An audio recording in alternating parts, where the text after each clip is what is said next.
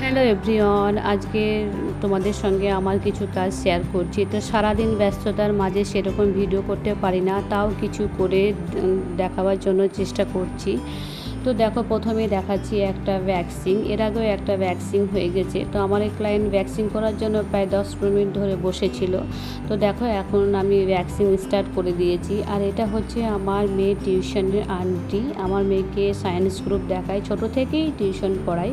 তো সেই জন্য সম্পর্কটা একটু আলাদা। আমার ক্লায়েন্টও বটে, আবার আমার মেয়েকে যেহেতু টিউশন পড়ায় তার জন্য আমার সঙ্গে সম্পর্কটা একটুকু আলাদা। তো দেখো, আমার ভ্যাকসিন করা হয়ে গেছে। তো এখন ভ্যাকসিন করে হাতে একটু ক্রিম মাসাজ করে দিচ্ছি, যাতে স্কিনটা ড্রাই না লাগে আর হাতটা যেন একটু সফট থাকে।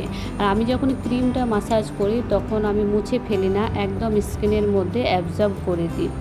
তারপরেও একটা ক্লায়েন্টকে তোমাদেরকে দেখাই যে আমাদের খেতে আসতে প্রায় 2-2:30 হয়ে গেল। তারপরে একটা ক্লায়েন্ট ফোন করছে যে দিদি, আমি হেয়ার স্পা ভ্যাকসিন ফেশিয়াল করাবো, তো একটু খুলে করে দাও।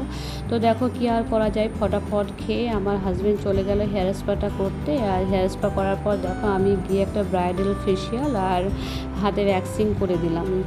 তো দেখো, এটা একটা লোটাসের ব্রাইডাল ফেশিয়াল হচ্ছে। তো দেখো, আমার ফেশিয়ালটা প্রায় লাস্টের দিকে। এরপরেও তোমাদেরকে একটা কাজ শেয়ার করছি, এখন হচ্ছে একটা হেয়ার কালার।